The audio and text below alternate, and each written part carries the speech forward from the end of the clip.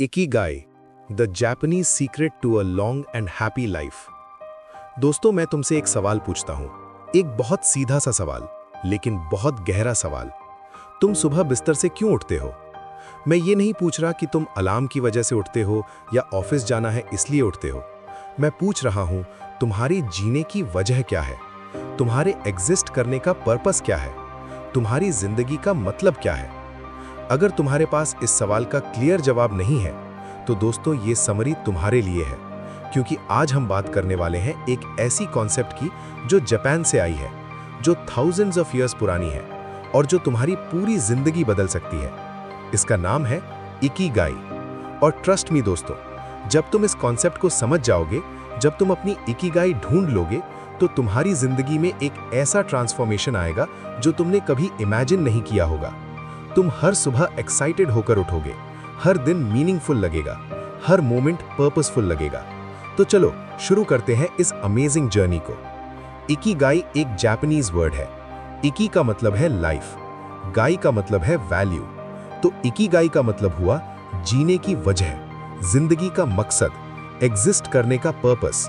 लेकिन दोस्तों, ये सिर्फ एक डेफिनेशन नहीं है, ये एक फिलॉसफी है, एक वे ऑफ लाइफ है।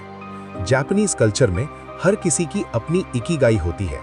कुछ लोगों की इकिगाई है अपने बच्चों को बड़ा करना, कुछ की सुंदर पेंटिंग्स बनाना, कुछ की दूसरों की मदद करना, कुछ की इकिगाई है परफेक्ट सुशी बनाना। हर किसी की इकिगाई अलग होती है, यूनिक होती है, पर्सनल होती है। और यहाँ सबसे इंटरेस्टिंग बात यह है दोस्तों, जापान में एक छोटा सा आइलैंड है ओकिनावा, और इस आइलैंड में एक गांव है ओगिमी। और इस गांव में दुनिया के सबसे ज्यादा सेंटेनेरियंस रहते हैं, यानी वो लोग जो 100 साल से ज्यादा जीते हैं। यहाँ पर 100 साल से ज्यादा उम्र के लोग नॉर्मली मिल जाएंगे, हेल्दी, एक्टिव, हैप्पी। और जब रिसर्चर्स ने इन लोगों को स्टडी किया, तो पता चला इनकी लॉन्ग और हैप्पी लाइफ का सीक्रेट है इकिगाई। ये लोग अपनी इकिगाई जानते हैं, अपनी इकिगाई को जीते हैं, और इसी वजह से ये इतने लंबे समय तक इतने हेल्दी तरीके से इतने खुश रहकर जीते हैं। तो दोस्तों, अब सवाल ये है, तुम अपनी इकिगाई कैसे ढूंढोगे? दोस्तों, अपनी इकिगाई ढूंढना कोई रॉकेट साइंस नहीं है, लेकिन ये आसान भी नहीं है, क्योंकि इकिगाई वो नहीं है जो तुम बाहर ढूंढोगे, ये वो है जो तुम अंदर खोजोगे। और इसे खोजने के लिए तुम्हें 4 सवालों के जवाब ढूंढने होंगे। 4 एलिमेंट्स हैं इकिगाई के, और जहां ये चारों मिलते हैं, वहीं होती है तुम्हारी इकिगाई। तो चलो एक एक करके समझते हैं ये 4 elements. Element 1, what you love, वो जो तुम्हें पसंद है, जो तुम्हें खुशी देता है। पहला सवाल है, तुम्हें क्या करना पसंद है? नहीं, ये मत सोचो कि पैसा मिलेगा या नहीं, लोग क्या कहेंगे, प्रैक्टिकल है या नहीं। बस सोचो तुम्हें वो कौन सी चीज करना पसंद है जिसमें तुम घंटों लगा सकते हो और टाइम का पता ही नहीं चलता। वो क्या है जो तुम फ्री टाइम में नेचुरली करते हो और जिसके बारे में सोचकर तुम्हारे चेहरे पर स्माइल आ जाती है। एग्जाम्पल के लिए, मान लो राज एक सॉफ्टवेयर इंजीनियर था, अच्छी जॉब थी, अच्छी सैलरी थी, लेकिन खुश नहीं था। हर रोज ऑफिस जाता, कोड लिखता, मीटिंग्स अटेंड करता, घर आता, सोता, फिर वही रूटीन। लाइफ मैकेनिकल हो गई थी, रोबोटिक हो गई थी। लेकिन फिर एक दिन कंपनी ने सबको पूछा, तुम वीकेंड में क्या करना पसंद करते हो? राज ने सोचा, मैं क्या करता हूँ वीकेंड में? और उसे रियलाइज हुआ, हर वीकेंड वो कुकिंग वीडियोस देखता था, न्यू रेसिपीज ट्राई करता था, फ्रेंड्स के लिए खाना बनाता था। उसे कुकिंग में इतना मजा आता कि वो 4-5 घंटे किचन में बिता देता था और पता भी नहीं चलता था। यही था उसका पैशन, यही वो चीज है जिससे वो लव करता है। अब आगे, प्रिया एक टीचर थी, स्कूल में पढ़ाती थी, लेकिन टीचिंग में उसका मन नहीं लगता, बस जॉब के लिए करती थी। एक दिन उसकी फ्रेंड ने कहा, चल पेंटिंग क्लास ज्वाइन करते हैं। प्रिया ने सोचा, क्यों नहीं, ट्राई करते हैं। और जब उसने फर्स्ट टाइम ब्रश उठाया, कैनवस पर कलर्स लगाए, तो कुछ अलग महसूस हुआ। टाइम रुक गया, दुनिया फेड हो गई, बस वो और उसकी पेंटिंग रह गई। 3 घंटे की क्लास 30 मिनट की लगी, और उस दिन उसे पता चला, यही वो चीज है जिससे वो प्यार करती है, आर्ट, क्रिएटिविटी, कलर्स। तो तुम्हारे लिए ये क्या है? ध्यान से सोचो, तुम बचपन में क्या करना पसंद करते थे? कौन सी एक्टिविटी में तुम कंप्लीटली अब्सॉर्ब्ड हो जाते हो? अगर पैसे की चिंता ना हो, तो तुम पूरे दिन क्या करना चाहोगे? किस चीज के बारे में बात करते हुए तुम एक्साइटेड हो जाते हो? कौन सी स्किल सीखने में तुम्हें मजा आता है? नोट कर लो, क्योंकि ये तुम्हारी इकिगाई का पहला एलिमेंट है। वो जो तुम अच्छा कर सकते हो, तुम्हारी स्किल्स। दूसरा सवाल है, तुम किस चीज में अच्छे हो? ये वो नहीं है जो तुम करना चाहते हो, ये वो है जो तुम ऑलरेडी कर सकते हो। ये तुम्हारा नेचुरल टैलेंट्स हैं, तुम्हारी डेवलप्ड स्किल्स हैं, तुम्हारी स्ट्रेंथ्स हैं।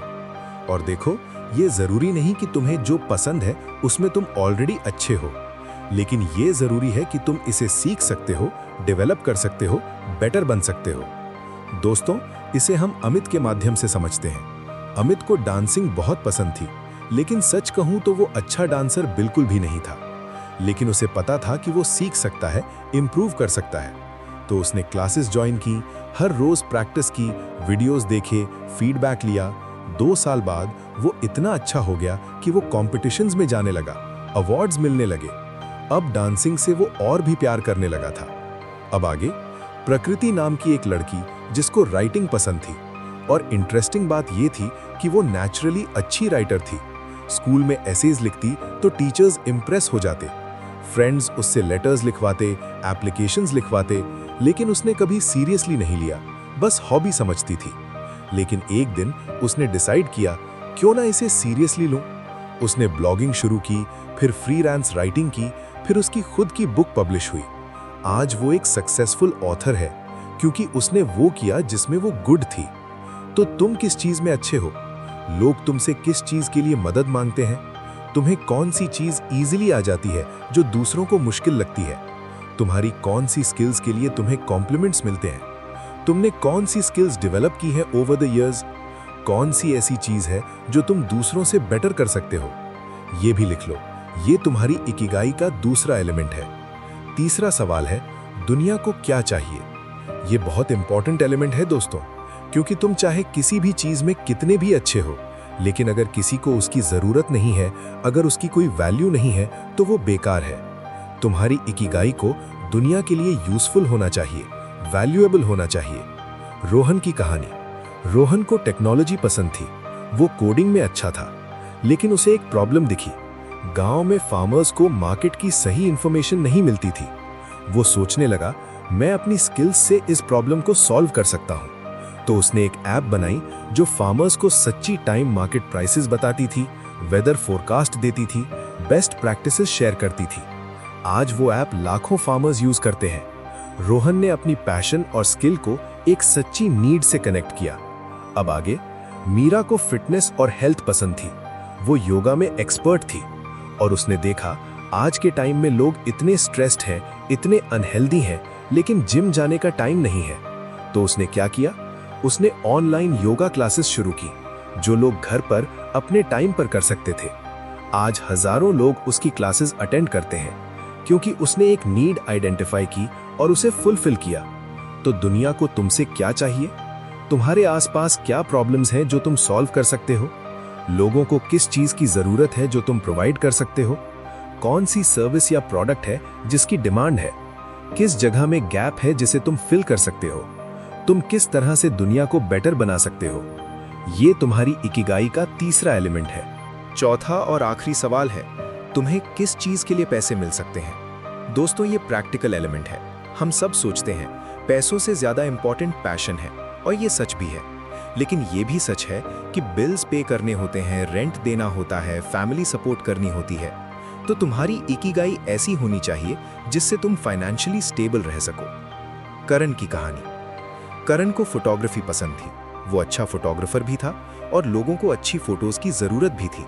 लेकिन शुरू में उसे नहीं पता था कि इससे पैसे कैसे कमाएं। तो उसने रिसर्च की, ऑप्शंस एक्सप्लोर किए।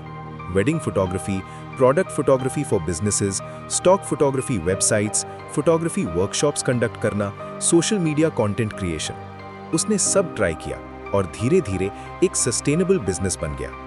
आज वो अपनी पैशन से अच्छी इनकम कर रहा है। अब अनन्या की कहानी। अनन्या को टीचिंग पसंद थी। वो मैथ्स में एक्सपर्ट थी और स्टूडेंट्स को मदद चाहिए थी। लेकिन ट्रेडिशनल स्कूल टीचिंग में सैलरी कम थी। तो उसने ऑल्टरनेटिव्स एक्सप्लोर किए। Online tutoring, higher rates, creating courses on platforms, writing study materials, corporate training, consulting for edtech companies. उसने मल्टीपल इनकम स्ट्रीम्स क्रिएट की। आज वो अपनी पैशन भी फॉलो कर रही है और फाइनेंशियली सक्सेसफुल भी है। तो तुम्हारे लिए मोनेटाइजेशन ऑप्शंस क्या है? लोग तुम्हारी स्किल के लिए पे करेंगे? किस इंडस्ट्री में तुम्हारी एक्सपर्टीज वैल्यूएबल है? कौन से बिजनेस मॉडल्स वर्क कर सकते हैं? फ्रीलांसिंग, कंसल्टिंग, प्रोडक्ट्स, सर्विसेज, क्या ऑप्शंस हैं? लॉन्ग टर्म में ये सस्टेनेबल है? ये तुम्हारी इकिगाई का चौथा एलिमेंट है। दोस्तों, चैप्टर 1 में हमने इकिगाई के बारे में सीखा कि कैसे आप अपना पर्पस ढूंढें। लेकिन अब सवाल ये है, क्या सच में इकिगाई से लंबी और हेल्दी जिंदगी मिलती है या ये बस एक थियरी है? तो दोस्तों, इसका जवाब है ब्लू जोन्स। ये वो 5 जगहें हैं दुनिया में जहां लोग सबसे ज्यादा हेल्दी और खुश होकर जीते हैं। और इंटरेस्टिंग बात यह है कि इन सभी जगहों में इकिगाई का कॉन्सेप्ट नेचुरली फॉलो होता है। तो चलो एक्सप्लोर करते हैं ये 5 मैजिकल प्लेसेस। तो ब्लू जोन है जापान की ओकिनावा, जहां 105 साल जीना नॉर्मल है। यहां एक छोटा सा गांव है, ओगिमी विलेज, और इस गांव में 3000 लोग रहते हैं, जिनमें से 15-20 लोग ऐसे हैं जो 105 साल से ज्यादा के हैं। और बात सिर्फ ये नहीं है कि वो इतने साल तक जीवित रह रहे हैं, लेकिन समझने वाली बात यह है कि वो कैसे जी रहे हैं। यहाँ पर एक बूढ़ी दादी रहती हैं जिनका नाम टोमी है और उनकी उम्र 102 साल है। टोमी हर सुबह 5 बजे उठती हैं बिना अलार्म के, अपने छोटे से बगीचे में जाती हैं, सब्जियां उगाती हैं, फिर अपने नेबर्स से मिलती हैं, हंसती हैं, बातें करती हैं। दोपहर में वो ट्रेडिशनल ओकिनावन खाना बनाती हैं, मोस्टली सब्जियां, टोफू, थोड़ी फिश। शाम को वो गांव की कम्युनिटी मीटिंग्स में जाती हैं, जहां सब मिलकर चाय पीते हैं और स्टोरीज शेयर करते हैं। और जब आप उनसे पूछते हो कि आपका सीक्रेट क्या है, तो वो सिंपली मुस्कुराती हैं और कहती हैं, मेरी इकिगाई है मेरा बगीचा, मेरे पड़ोसी और हर दिन कुछ नया सीखना। कोई कॉम्प्लिकेटेड फॉर्मूला नहीं, कोई मैजिक पिल नहीं, बस एक सिंपल पर्पसफुल लाइफ। अब हम ओकिनावा के लोगों की कॉमन हैबिट्स को देखते हैं। यहाँ के लोग बस 80% पेट भर के खाना खाते हैं, फिर अपने दोस्तों के साथ समय बिताते हैं। यहाँ लोग जिम नहीं, बस नेचुरल एक्टिविटीज करते हैं। यहाँ लगभग सभी लोग वेजिटेबल्स, टोफू, स्वीट पोटैटोज खाते हैं। और सबसे इंटरेस्टिंग बात यह है कि यहाँ के लोग 80-90 की उम्र में भी काम करते हैं, क्योंकि उनका काम उनकी इकिगाई है, उनकी जिंदगी का हिस्सा है। ब्लू जोन 2 ये जगह यूनिक है क्योंकि यहाँ पुरुष सबसे लंबे जीते हैं, जो दुनिया में रेयर है। नॉर्मली औरतें ज्यादा जीती हैं। यहाँ के शेपर्ड्स 105 साल से ऊपर तक जीते हैं और एक्टिव भी रहते हैं। यहाँ जियोवानी नाम का 98 साल का शेपर्ड है।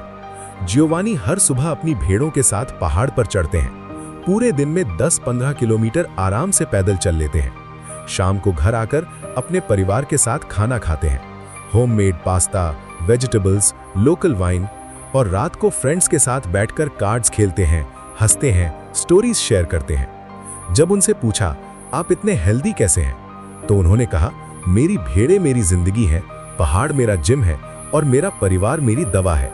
और एक बहुत इंटरेस्टिंग ऑब्जर्वेशन है, यहाँ के बुजुर्गों को रिस्पेक्ट मिलती है, उन्हें सोसाइटी का इंपॉर्टेंट हिस्सा माना जाता है। वो अकेले नहीं बैठते, उन्हें यूजलेस नहीं फील होता, उनकी एडवाइस ली जाती है, उनकी एक्सपीरियंस को वैल्यू दी जाती है।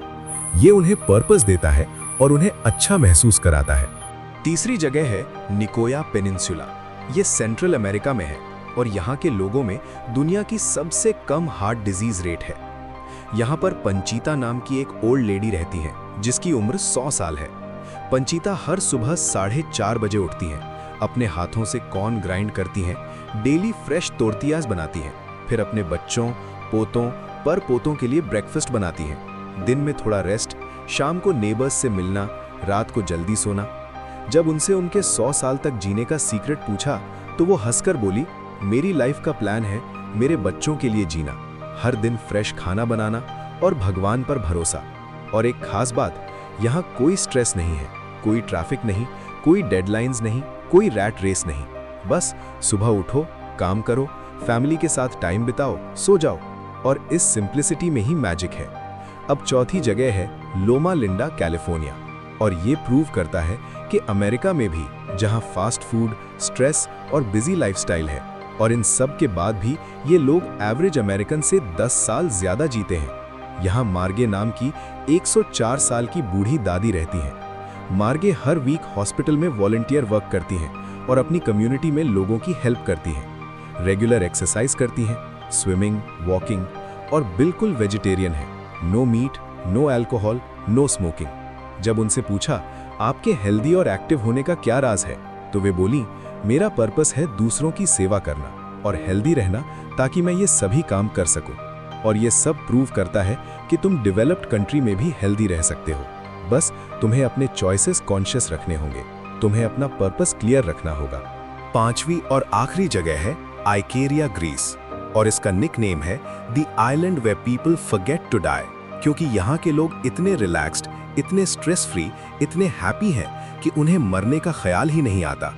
यहाँ डिप्रेशन बहुत कम है और लोग 90 साल के बाद भी एक्टिव रहते हैं। स्टमाटिस 98 साल का कैंसर सर्वाइवर है और वो अमेरिका में रहते थे। 60 की उम्र में उन्हें लंग कैंसर हुआ। डॉक्टर्स ने उनसे कहा आपके पास 6 to 9 मंथ्स बचे हैं। तो उस समय स्टमाटिस ने डिसाइड किया चलो अपने आइलैंड आइकेरिया में वापस जाकर मरते हैं। वो वापस आए आइकेरिया और फिर वो अपने पुराने फ्रेंड से मिले, वापस गार्डनिंग करने लगे, लोकल वाइन पीने लगे और स्ट्रेस फ्री लाइफ जीने लगे। 6 मंथ्स बीत गए और 9 महीने में कैंसर गायब। अब वो पूरी तरह से ठीक हो गया है और आज 35 साल बाद भी वो हेल्दी हैं। जब उनसे पूछा कैसे हुआ ये मिरेकल, तो वे बोले मैं मरना भूल गया। यहाँ इतना मजा आ रहा था कि मौत याद ही नहीं रही। और सबसे इंटरेस्टिंग, यहाँ ग्रीक टाइम चलता है। मतलब अगर किसी ने कहा 5 बजे मिलते हैं तो वो 5:30 या 6 भी हो सकता है और किसी को इससे कोई प्रॉब्लम भी नहीं है, क्योंकि यहाँ रिलेशनशिप्स इंपॉर्टेंट है। दोस्तों, हमने सभी ब्लू जोन्स देख लिए, तो सवाल ये है कि इन सभी जगहों में कॉमन क्या है? क्या हम यहाँ से कुछ सीख सकते हैं? हाँ, बिल्कुल। यहाँ 9 कॉमन फैक्टर्स हैं जो हर ब्लू जोन में है। यहाँ कोई जिम नहीं जाता, कोई वर्कआउट प्लान नहीं बनाता, लेकिन सब नेचुरली एक्टिव रहते हैं। यहाँ के सभी लोग गार्डनिंग करते हैं, वॉकिंग करते हैं और रोज सीढ़ियाँ चढ़ते हैं। ये सारे मूवमेंट उनकी लाइफस्टाइल का हिस्सा है, कोई अलग एक्टिविटी नहीं। सबका एक क्लियर पर्पस है और ये पर्पस रिटायरमेंट के बाद भी कंटिन्यू रहता है और ये ऑटोमेटिकली कैलोरी रिस्ट्रिक्शन क्रिएट करता है। सभी ब्लू जोन्स में स्ट्रॉन्ग स्पिरिचुअल या रिलीजियस कम्युनिटी है और ये पॉजिटिव बिहेवियर्स रीइंफोर्स करता है।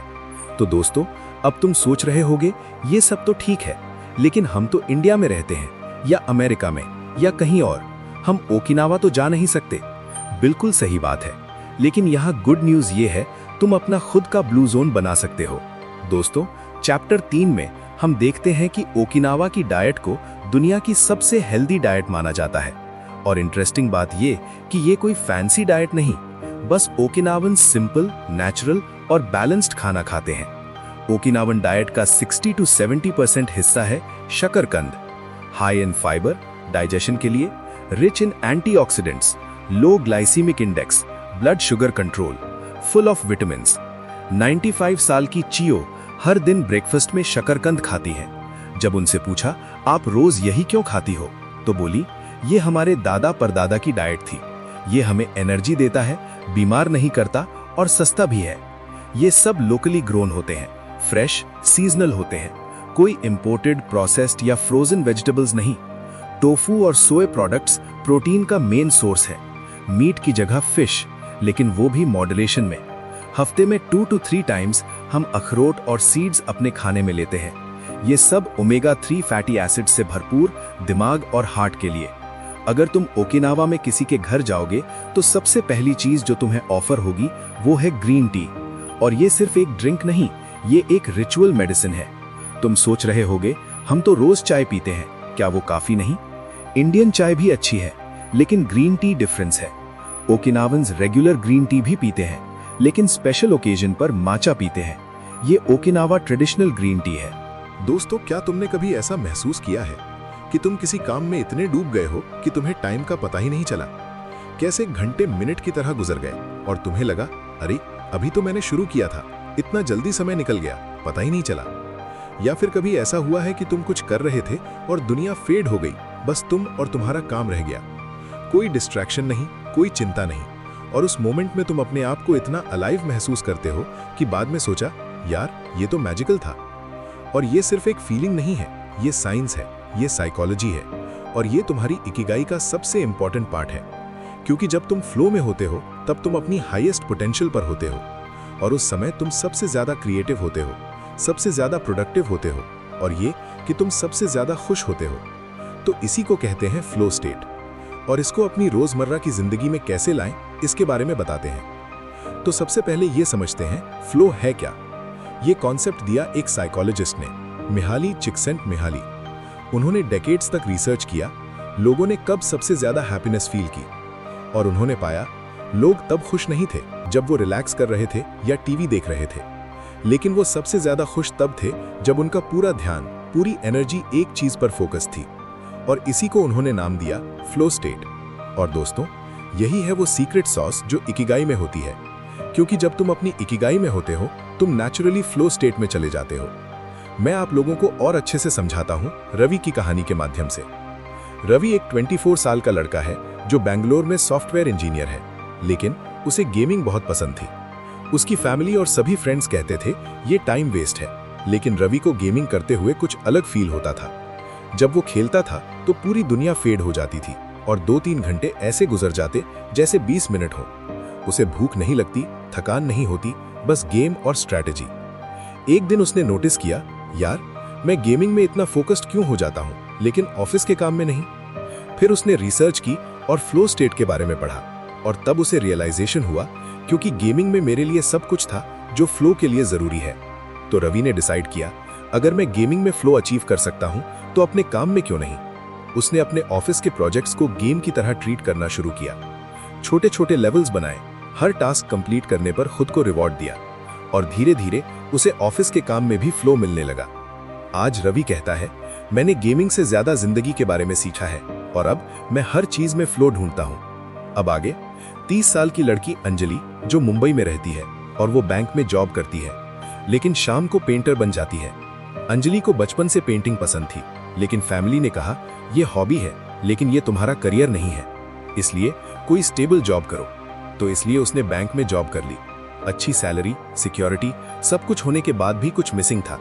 हर शाम वो थकी हारी घर आती और सोचती बस अब तो वीकेंड आ जाए। फिर एक दिन उसकी फ्रेंड ने गिफ्ट में कैनवस और पेंट्स दिए और बोली, तू पेंटिंग करती थी ना, फिर से शुरू कर। तो अंजलि ने सोचा चलो ट्राई करते हैं। उस शाम उसने कैनवस खोला, कलर्स अरेंज किए, ब्रश उठाया और जैसे ही उसने फर्स्ट स्ट्रोक मारा कुछ मैजिकल हुआ। टाइम रुक गया, वो पूरी तरह लॉस्ट हो गई। फिर न कोई जॉब की टेंशन और न ही बॉस की, बस कलर्स, ब्रश, कैनवस और फ्लो। उसे लगा 30 मिनट्स हुए होंगे, लेकिन जब क्लॉक देखा तो 3 घंटे बीत चुके थे। और इंटरेस्टिंग बात ये कि वो थकी नहीं थी बल्कि एनर्जाइज्ड फील कर रही थी। उस रात उसने अपनी डायरी में लिखा, आज 3 घंटे में मैंने अपने आप को ज्यादा खुश महसूस किया। और उसे रियलाइज हुआ ये वो चीज है जो मुझे फ्लो में ले जाती है, ये है मेरी इकिगाई। फिर धीरे धीरे अंजलि ने रूटीन बना लिया और अब वो बैंक से आने के बाद 30 मिनट्स रेस्ट करती, लाइट डिनर, फिर पूरे 2 घंटे पेंटिंग करती, और उन 2 घंटों में वो पूरे दिन के स्ट्रेस को भूल जाती। फ्लो स्टेट में पेंटिंग करना उसके लिए मेडिटेशन बन गया। और आज अंजलि साइड बिजनेस भी करती है और ऑनलाइन अपनी पेंटिंग्स बेचती है। लेकिन वो कहती है, पैसा तो बोनस है, असली रिवॉर्ड तो वो है जो मुझे हर शाम मिलता है। विशाल एक बिजनेसमैन है जो दिल्ली में रहता है और उसकी लाइफ बहुत बिजी है। Meetings, calls, travel, stress, pressure, इसलिए वो अपनी हेल्थ पर ध्यान नहीं दे पा रहा था। वेट बढ़ रहा था, एनर्जी कम हो रही थी और हर वक्त इरिटेटेड रहता था। फिर एक दिन डॉक्टर ने वार्निंग दे दी, अगर आपने अपनी लाइफस्टाइल चेंज नहीं की तो सीरियस प्रॉब्लम्स आ सकती हैं। तो विशाल ने डिसाइड किया, मैं रनिंग शुरू करूंगा। पहले दिन सुबह 5 बजे का अलार्म लगाया, लेकिन स्नूज कर दिया। और फिर फाइनली दूसरे दिन उठा, शूज पहने और बाहर निकल गया। और उसे पहले 1 किलोमीटर बहुत मुश्किल लगा, सांस फूल रही थी, लेग्स दर्द कर रहे थे, तो उसे बीच में ही रुकना पड़ा। लेकिन उसने हार नहीं मानी, डेली ट्राई करता रहा। और फिर 2 हफ्ते बाद कुछ बदलाव दिखना शुरू हो गया। एक दिन सुबह जब वो दौड़ने गया तो सडनली सब कुछ स्मूथ हो गया और सांस फ्लो में आ गई, लेग्स ऑटोमेटिकली मूव कर रहे थे, बॉडी और माइंड सिंक में थे, और उस मोमेंट में सारा स्ट्रेस, प्रॉब्लम्स सब फेड हो गया। बस वो था सड़क और उसका पूरा फ्लो। ये था उसका पहला test of flow state in running. उस दिन जब वो घर पहुंचा तो उसे महसूस हुआ, मैं इतना रिफ्रेश्ड और अलाइव फील कर रहा हूं। और उस दिन से रनिंग सिर्फ एक्सरसाइज नहीं रहा, बल्कि उसके लिए वो हेल्दी मेडिटेशन बन गया। अब वो रोज सुबह बिना अलार्म के ही उठ जाता, क्योंकि उसे पता है नेक्स्ट 45 मिनट्स में उसे फ्लो स्टेट, क्लैरिटी मिलेगी। वो कहता है, लोग सोचते हैं मैं रनिंग कर रहा हूँ फिटनेस के लिए, लेकिन एक्चुअली मैं रन कर रहा हूँ उस फ्लो के लिए, उस मेंटल स्टेट के लिए जो मुझे सेंटर्ड रखता है। फ्लो स्टेट सिर्फ क्रिएटिव एक्टिविटीज में नहीं, फिजिकल एक्टिविटीज में भी मिलता है, बस कंसिस्टेंट रहना होता है। फ्लो और मेडिटेशन में एक इंटरेस्टिंग कनेक्शन है। एक्चुअली फ्लो को एक्टिव मेडिटेशन भी कहा जाता है। मेडिटेशन में तुम स्टिल बैठे हो लेकिन मेंटली अब्सॉर्ब्ड हो। फ्लो में तुम एक्टिवली कुछ कर रहे हो लेकिन मेंटली वही स्टेट है। ये वो स्टेट है जब तुम एक्ट कर रहे हो बिना थिंकिंग के। रोज 10 मिनट्स मेडिटेशन करो, ये तुम्हारे फ्लो स्टेट को स्ट्रेंथन करेगा। मेडिटेशन तुम्हें सिखाएगा कैसे प्रेजेंट रहना है, कैसे थॉट्स को क्वाइट करना है, और ये स्किल्स ऑटोमेटिकली तुम्हारे फ्लो एक्सपीरियंसेस को इंप्रूव करेंगी।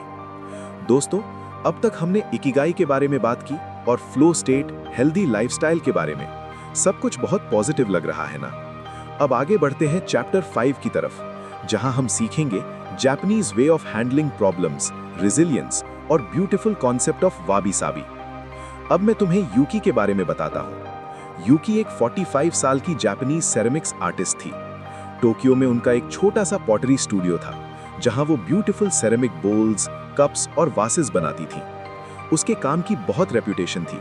लोग उसके पीसेस के लिए महीने का वेट करते थे। उसकी जिंदगी परफेक्ट चल रही थी, अच्छा बिजनेस, लविंग फैमिली और अपनी पसंद का काम। लेकिन फिर एक दिन सब कुछ बदल गया। एक बड़ा अर्थक्वेक आया, उसका पूरा स्टूडियो कोलैप्स हो गया। सालों का काम, hundreds of pieces, special tools, जरूरी सामान, सब कुछ बर्बाद हो गया। और सबसे बुरी बात, अर्थक्वेक में उसके हाथ में सीरियस इंजरी हो गई। डॉक्टर्स ने कहा, शायद तुम फिर से कभी पॉटरी नहीं कर पाओगी। इमेजिन करो, तुम्हारी पूरी आइडेंटिटी, तुम्हारी इकिगाई, तुम्हारा पैशन, सब कुछ एक सेकंड में छीन लिया गया। ये सब होने की वजह से यूकी पूरी तरह टूट गई। हफ्ते भर तक वो बिस्तर से नहीं उठी और ना ही उन्होंने खाना खाया, किसी से बात भी नहीं की, डिप्रेशन में चली गई। लेकिन फिर एक दिन उसकी ग्रैंडमदर उससे मिलने आई, 90 साल की बुढ़िया जो खुद वर्ल्ड वॉर 2 सर्वाइव कर चुकी थी। उन्होंने यूकी को बैठाया, उसका हाथ पकड़ा और बोली, मैं तुम्हें बताती हूँ, जब मैं तुम्हारी उम्र की थी तो वॉर हुई थी, जिसमें हमारा पूरा घर बॉम्ब में उड़ गया। मेरे पास कुछ नहीं बचा, घर, ना पैसा और ना ही हमारे पास कुछ खाने को था। और मेरे 2 छोटे बच्चे थे। मैं भी टूट गई थी। सोचा अब कैसे जीऊंगी। लेकिन फिर मैंने सोचा, अगर मैं हार मान लूंगी तो मेरे बच्चे क्या करेंगे। तो मैंने एक डिसीजन लिया। मैंने डिसाइड किया, मैं टूटूंगी नहीं। और धीरे धीरे, एक दिन, एक कदम, मैंने रीबिल्ड किया। आज 90 साल की हूँ और देखो, अभी भी खड़ी हूँ, मुस्कुरा रही हूँ, क्योंकि लाइफ ने मुझे सिखाया, हम उस बांस की तरह हैं जो झुकते तो हैं पर टूटते नहीं। ये सुनकर यूकी की आंखों में आंसू आ गए और उसके अंदर कुछ बदल गया। उस दिन से उसने डिसाइड किया, मैं फिर से ट्राई करूंगी। फिर उसकी फिजिकल थेरेपी शुरू की। बहुत ज्यादा पेनफुल थी, स्लो थी, लेकिन कंसिस्टेंट थी। और 6 हफ्ते बाद उसने फिर से क्ले को टच किया। उसके हाथ कांप रहे थे, कंट्रोल नहीं था, लेकिन फिर भी उसने हार नहीं मानी। और धीरे धीरे वो फिर से पॉटरी करने लगी। लेकिन अब उसका स्टाइल थोड़ा अलग था। परफेक्टली सिमेट्रिकल नहीं, थोड़ा एसिमेट्रिक, थोड़ा रफ। लेकिन दोस्तों, ये इम्परफेक्शन ही उसके पीसेस को यूनिक बना रहा था। आज यूकी फिर से सक्सेसफुल आर्टिस्ट है, लेकिन अब वो लोगों को एक और चीज भी सिखाती है कि कैसे लाइफ की मुश्किलों से बाहर निकले। वो कहती है, अर्थक्वेक ने मुझसे बहुत कुछ छीना, लेकिन मुझे कुछ दिया भी। मुझे सिखाया कि मैं कितनी स्ट्रांग हूँ और इम्परफेक्शन ब्यूटीफुल है। मुझे सिखाया कि हर एंडिंग एक न्यू बिगिनिंग है। रेजिलियंस मतलब है प्रॉब्लम्स के बावजूद उठ खड़े होना। चैप्टर 6। दोस्तों, मैं तुमसे एक सवाल पूछता हूँ। तुम अकेले एक आइलैंड पर हो, सब कुछ है, खाना, पानी, इंटरनेट भी है, लेकिन कोई इंसान नहीं है, बस तुम हो। तो तुम वहां कितने दिन तक खुश रह पाओगे? 1 महीना, 6 महीने, 1 साल? ज्यादातर लोगों का उत्तर है बहुत कम समय। क्योंकि दोस्तों, हम सामाजिक हैं, हमें कनेक्शंस, रिलेशनशिप्स और कम्युनिटी चाहिए। और ये सिर्फ इमोशनल जरूरत नहीं है, ये बायोलॉजिकल और सर्वाइवल जरूरत है। आज हम बात करने वाले हैं एक अमेजिंग जापानीज कॉन्सेप्ट के बारे में, मोआई। और ये कॉन्सेप्ट तुम्हें बताएगा कि कम्युनिटी कितनी पावरफुल है और ये कैसे तुम्हारी इकिगाई का एक एसेंशियल पार्ट है। तो चलो शुरू करते हैं। तुम सुबह उठते हो और सबसे पहला थॉट क्या आता है? यार, आज ऑफिस में प्रेजेंटेशन है, इतना काम बाकी है, कैसे होगा? अगर नहीं कर पाया तो बॉस नाराज हो जाएगा। नेक्स्ट थॉट, ईएमआई का पेमेंट करना है, रिलेटिव्स आ रहे हैं, घर साफ करना है, और बस फिर शुरू हो जाता है स्ट्रेस का मैराथन। सुबह से लेकर रात तक एक continuous loop of tension, anxiety. और दोस्तों, ये सिर्फ तुम्हारे साथ नहीं है, ये मॉडर्न लाइफ की रियलिटी है। लेकिन यहाँ इंटरेस्टिंग बात यह है, जब रिसर्चर्स ओकिनावा गए, उन 100 साल के लोगों से मिले, तो उन्होंने पूछा, आप लोग स्ट्रेस को कैसे हैंडल करते हो? और उनका जवाब था, स्ट्रेस वो क्या होता है? उन लोगों की वोकैब्युलरी में स्ट्रेस वर्ड था ही नहीं। मतलब ये नहीं कि उनके लाइफ में प्रॉब्लम्स नहीं आती, बल्कि मतलब ये है कि उनका अप्रोच अलग है, उनकी टेक्निक्स अलग हैं।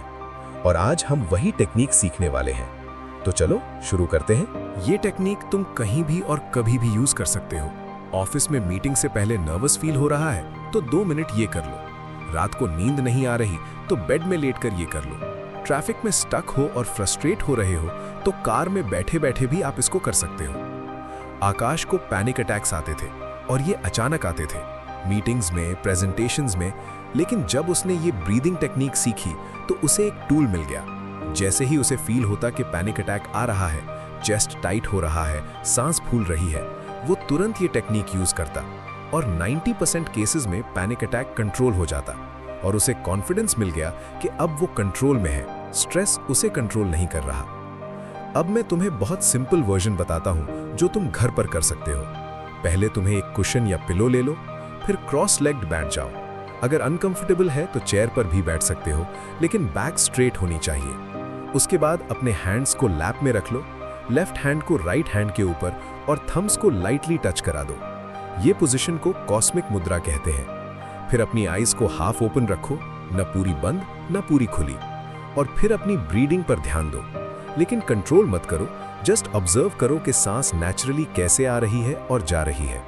और जब थॉट्स आएंगे, और वो आएंगे ही, तो उन्हें जज मत करो, बस एक्नॉलेज करो कि ये एक थॉट है, और फिर वापस अपनी ब्रीदिंग पर फोकस ले आओ। और ये प्रोसेस तुम्हें 10 मिनट्स से शुरू करना है, फिर धीरे धीरे बढ़ा सकते हो 15, 20, 30 मिनट्स तक। लेकिन कंसिस्टेंसी इंपॉर्टेंट है। डेली करना बेटर है लॉन्ग ड्यूरेशन ओकेजनली करने से। बहुत से लोग सोचते हैं कि मेडिटेशन में माइंड को ब्लैंक करना होता है, कोई थॉट्स नहीं आनी चाहिए। लेकिन ये इम्पॉसिबल है, थॉट्स आएंगे ही। गोल ये नहीं है कि थॉट्स को स्टॉप करो, गोल ये है कि उनके साथ एंगेज ना हो। उन्हें क्लाउड्स की तरह देखो जो आते हैं और चले जाते हैं। तुम बस स्काई हो, क्लाउड्स नहीं। तो दोस्तों, अगले 7 डेज के लिए तुम हर दिन कम से कम 3 टेक्निक्स इंप्लीमेंट करोगे। बहुत से लोग गोल सेट करते हैं, मुझे 10 kg वेट लॉस करना है, मुझे प्रमोशन चाहिए, मुझे बिजनेस शुरू करना है।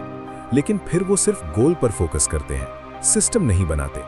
और रिजल्ट, फ्रस्ट्रेशन, बिकॉज गोल तो दूर है और डेली प्रोग्रेस नहीं दिख रहा। जापानीज अप्रोच अलग है, वो आउटकम पर फोकस नहीं करते, प्रोसेस पर फोकस करते हैं। एक कारपेंटर कभी ये नहीं सोचता कि मुझे एक परफेक्ट बनाना है, उसका पूरा फोकस होता है प्रोसेस पर। मैं हर कट को केयरफुली करूंगा, हर जॉइंट को परफेक्टली फिट करूंगा, हर स्टेप को माइंडफुली कंप्लीट करूंगा। और जब प्रोसेस राइट है, आउटकम ऑटोमेटिकली राइट हो जाता है।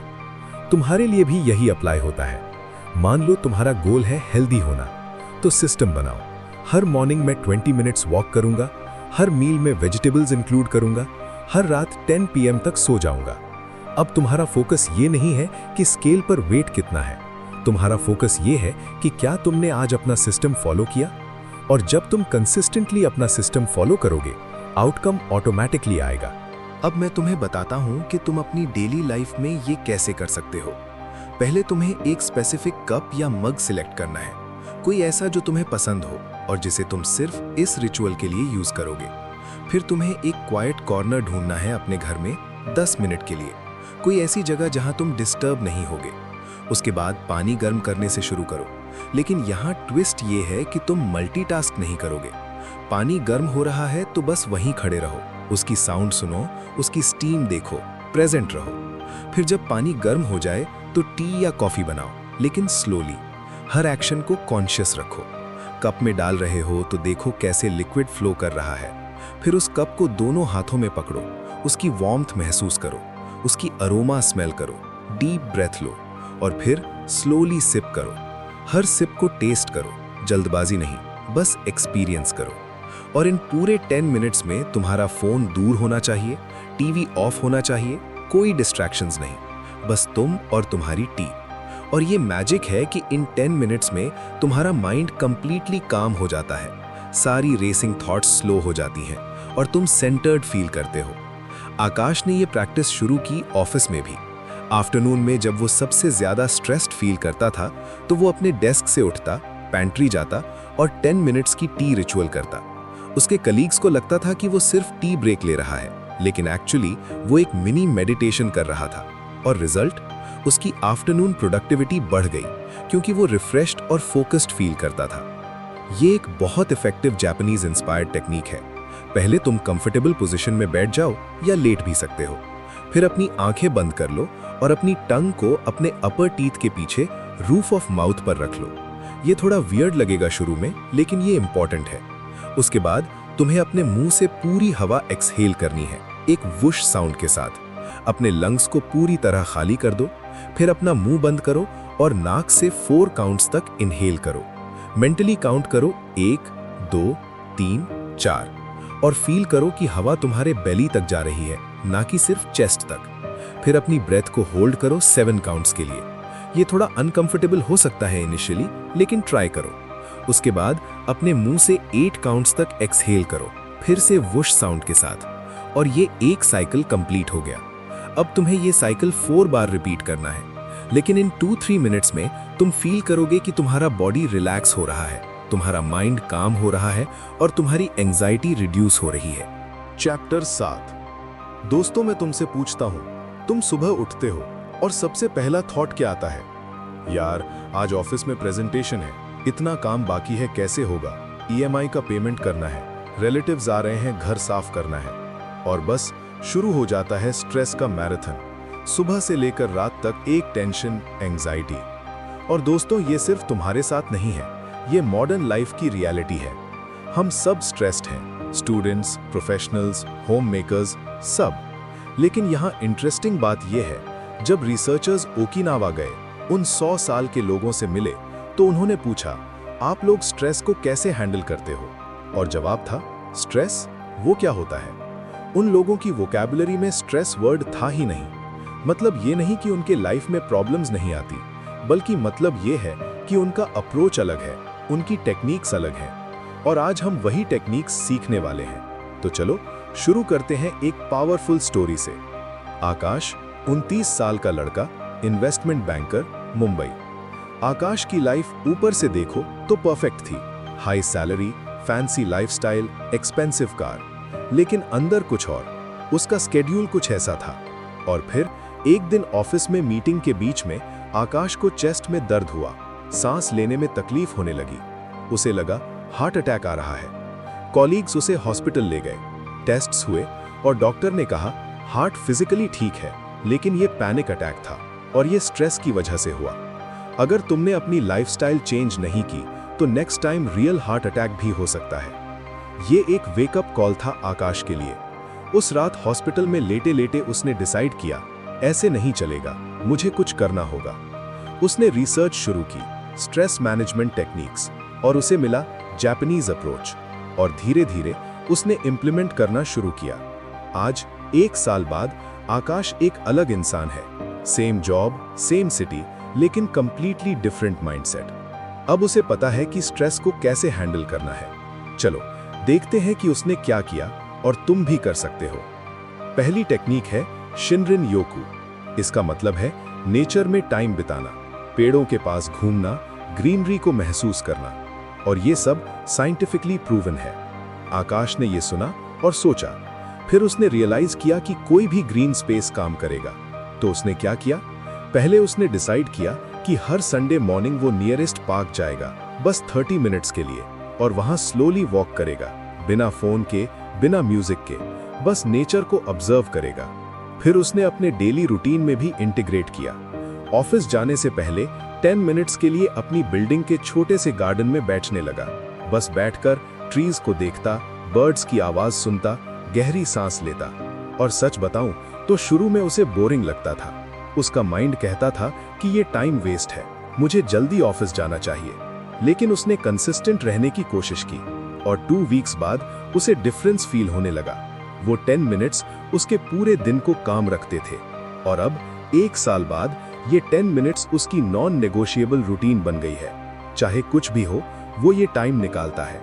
देखो, पहले तुम्हें ये सोचना होगा कि तुम्हारे आसपास कहाँ ग्रीन स्पेस है। शायद कोई पार्क है या गार्डन है। अगर कुछ नहीं है तो अपने घर में ही कुछ प्लांट्स रख सकते हो। फिर तुम्हें एक फिक्स्ड टाइम डिसाइड करना होगा, शायद सुबह 10 मिनट्स या शाम को 15 मिनट्स, जब भी तुम्हारे लिए कन्वीनियंट हो। उसके बाद जब तुम वहां जाओ तो फोन को साइलेंट कर दो या घर पर ही छोड़ दो, क्योंकि पूरा आइडिया ये है कि तुम प्रेजेंट रहो, नेचर के साथ कनेक्ट करो। फिर बस स्लोली वॉक करो या बैठ जाओ और देखो कि कौन से कलर्स दिख रहे हैं, सुनो कि कौन सी साउंड्स आ रही हैं, महसूस करो कि हवा कैसी है, स्मेल करो कि कौन सी फ्रेग्रेंसेस हैं। बस इतना ही, कोई कॉम्प्लिकेटेड प्रोसेस नहीं है, सिर्फ प्रेजेंट रहना है। और ये मैजिक है जो ऑटोमेटिकली होता है। पहली बहुत इंपॉर्टेंट बात दोस्तों, सबसे बड़ी गलती जो लोग करते हैं वो ये है कि वो बहुत बड़े चेंजेस की प्लानिंग करते हैं। मैं कल से 5 बजे उठूंगा, मेडिटेशन करूंगा, फिर जिम जाऊंगा और रोज हेल्दी खाऊंगा। जापानीज फिलॉसफी ये नहीं कहती कि तुम ओवरनाइट अपनी पूरी लाइफ रेवोल्यूशनाइज कर दो। जापानीज फिलॉसफी कहती है काइजन, कंटिन्यूअस स्मॉल इंप्रूवमेंट्स। हर दिन बस तुम्हें 1% बेटर होना है। दूसरी बहुत इंपॉर्टेंट बात, आज से एक छोटा सा चेंज करो। शायद तुम 7 बजे की जगह 6:50 पर उठ सकते हो। देखो, ये चेंजेस बहुत छोटे लगते हैं, लेकिन यही छोटे चेंजेस कंपाउंड होते हैं। 1% इंप्रूवमेंट हर दिन मतलब है 37 टाइम्स बेटर आफ्टर 1 ईयर। ये मैथ है, ये साइंस है, ये रियलिटी है। और तीसरी इंपॉर्टेंट बात, छोटे चेंजेस सस्टेनेबल होते हैं, रियलिस्टिक होते हैं। तुम सक्सेसफुली इन्हें कर सकते हो और इससे तुम्हें कॉन्फिडेंस आता है और फिर नेक्स्ट चेंज ऐड कर सकते हो। तो याद रखो, बड़ा सोचो और शुरू करो। चौथी इंपॉर्टेंट बात, तुम्हारा एनवायरनमेंट तुम्हें शेप करता है। बहुत से लोग सोचते हैं कि बस विल पावर चाहिए, मैं स्ट्रांग रहूंगा, मैं डिसिप्लिन रहूंगा। लेकिन दोस्तों, विल पावर एक लिमिटेड रिसोर्स है, ये ड्रेन हो जाती है और जब तुम स्ट्रेस्ड होते हो तब विल पावर काम नहीं करती। तो सॉल्यूशन क्या है? एनवायरनमेंट डिजाइन करो ऐसा कि राइट चॉइसेस ऑटोमेटिक हो जाए। जापानीज लोग ये बहुत अच्छे से करते हैं। वो अपना एनवायरनमेंट इस तरह डिजाइन करते हैं, तुम भी कर सकते हो। अगर तुम हेल्दी खाना चाहते हो तो घर में जंक फूड मत रखो, जो घर में है वही खाओगे इवेंचुअली। अगर तुम मॉर्निंग वॉक करना चाहते हो तो रात को अपने शूज बेड के पास रख दो। मॉर्निंग में पहली चीज जो देखोगे वो शूज होंगे। अगर तुम फोन पर कम टाइम बिताना चाहते हो तो बेडरूम में फोन मत ले जाओ, दूसरे रूम में चार्ज करो। अगर तुम मेडिटेट करना चाहते हो तो एक कॉर्नर सेटअप करो स्पेसिफिकली मेडिटेशन के लिए। देखो, आइडिया ये है कि तुम अपने एनवायरनमेंट को अपने गोल्स के साथ अलाइन कर दो, तब तुम्हें हर छोटी चीज के लिए विल पावर यूज नहीं करनी पड़ेगी। एनवायरनमेंट ऑटोमेटिकली तुम्हें राइट डायरेक्शन में पुश करेगा। तो याद रखो, अपने सराउंडिंग्स को ऑप्टिमाइज करो, फिर देखो मैजिक होता है। दोस्तों, जब तुम किसी को कमिट करते हो कि तुम कुछ करोगे तो चांसेस बढ़ जाते हैं। ये साइकोलॉजी है, हम दूसरों को डिसअपॉइंट नहीं करना चाहते। जापानीज कल्चर में मोआई का कॉन्सेप्ट है, लाइफ लॉन्ग सपोर्ट ग्रुप। तुम भी कुछ ऐसा बना सकते हो, भले ही छोटे स्केल पर। एक फ्रेंड ढूंढो या फैमिली मेंबर जो सिमिलर गोल्स रखता हो और एक दूसरे को अकाउंटेबल होल्ड करो। हर मॉर्निंग मैसेज करो, आज मैं ये करूंगा। हर इवनिंग रिपोर्ट करो, हाँ मैंने किया, या नहीं मैं नहीं कर पाया लेकिन कल फिर ट्राई करूंगा। और ये सिर्फ अकाउंटेबिलिटी नहीं है, ये सपोर्ट भी है। जब तुम स्ट्रगल कर रहे हो तो वो तुम्हें मोटिवेट करेगा, जब वो स्ट्रगल कर रहा हो तो तुम उसे मोटिवेट करोगे और साथ में जर्नी ज्यादा एंजॉयबल हो जाती है, लेस लोनली हो जाती है। तो याद रखो, किसी को अपने जर्नी में इन्वॉल्व करो, साथ बढ़ो। छठी इंपॉर्टेंट बात, ट्रैकिंग बहुत पावरफुल टूल है। बहुत से लोग शुरू तो करते हैं लेकिन ट्रैक नहीं करते और फिर 1 महीने बाद उन्हें नहीं पता कि प्रोग्रेस हुआ या नहीं, क्या काम कर रहा है क्या नहीं। जापानीज लोग बहुत मेटिकुलस होते हैं। वो मेजर करते हैं, रिकॉर्ड करते हैं, रिव्यू करते हैं। तुम भी करो। बस एक सिंपल नोटबुक ले लो या फोन में नोट्स ऐप यूज करो और हर दिन ट्रैक करो, क्या किया, कैसा फील हुआ, क्या चैलेंजेस थे। फिर हर वीक के एंड में 10 मिनट निकालो और रिव्यू करो, क्या अच्छा रहा इस वीक, क्या इंप्रूव करना है नेक्स्ट वीक। और हर मंथ के एंड में ब्रॉडर रिव्यू करो। तुम पैटर्न्स देखोगे, इनसाइट्स मिलेंगे। शायद तुम्हें रियलाइज होगा कि जिन दिन तुमने मॉर्निंग वॉक की उन दिन तुम ज्यादा प्रोडक्टिव थे, या जिन दिन तुमने प्रॉपर नींद ली उन दिन तुम्हारा मूड बेटर था। ये इनसाइट्स तुम्हें हेल्प करेंगी अपने हैबिट्स को ऑप्टिमाइज करने में। और ट्रैकिंग एक और फायदा देती है, मोटिवेशन। जब तुम देखते हो कि तुमने पिछले 30 डेज में से 25 डेज मेडिटेट किया तो तुम्हें प्राउड फील होता है और ये मोमेंटम बनाता है। मैंने इतना कुछ किया, अब छोड़ूं क्यों? तुम्हें परफेक्ट होने की जरूरत नहीं है, तुम्हें बस शुरू करने की जरूरत है। कभी कभी तुम मिस करोगे तुम्हारी मॉर्निंग वॉक, कभी कभी तुम जंक फूड खा लोगे, कभी कभी तुम स्ट्रेस्ड हो जाओगे। इंपॉर्टेंट ये नहीं है कि तुमने एक दिन मिस किया, इंपॉर्टेंट ये है कि तुम अगले दिन फिर से स्टार्ट करते हो। प्रोग्रेस लीनियर नहीं होता, 2 कदम आगे, 1 कदम पीछे, फिर 3 कदम आगे, लेकिन ओवरऑल डायरेक्शन आगे की तरफ है। बस यही मैटर करता है। तो अपने आप पर दया रखो, जेंटल रहो। जब तुम मिस्टेक करो तो खुद को पनिश मत करो, बस एक्नॉलेज करो, लर्न करो, मूव ऑन करो और सेलिब्रेट करो छोटी छोटी विंस को। आज तुमने 5 मिनट्स मेडिटेट किया, सेलिब्रेट करो, कल शायद 6 मिनट्स हो जाए। आज तुमने हेल्दी ब्रेकफास्ट खाया, सेलिब्रेट करो, कल फिर करोगे। तो याद रखो, progress greater than perfection always. और आखिरी सबसे इंपॉर्टेंट बात, आज से शुरू करो, क्योंकि सबसे बड़ा ट्रैप है कल से शुरू करूंगा, कल मैं 5 बजे उठूंगा, हेल्दी खाऊंगा और मेडिटेट करूंगा। लेकिन दोस्तों, कल कभी नहीं आता, हमेशा आज होता है। जापानीज लोगों के पास एक फ्रेज है, इमा कोको, यानी हियर एंड नाउ, अभी और यहाँ। यही मोमेंट है जो तुम्हारे पास है। अपनी फैमिली को बिना फोन के 5 मिनट के लिए अटेंशन दो और पूरी तरह प्रेजेंट रहो। ये सब नॉलेज अब तुम्हारे पास है। तुम्हें डिसाइड करना है, क्या तुम सिर्फ ये सुनकर भूल जाओगे या फिर इंप्लीमेंट करोगे।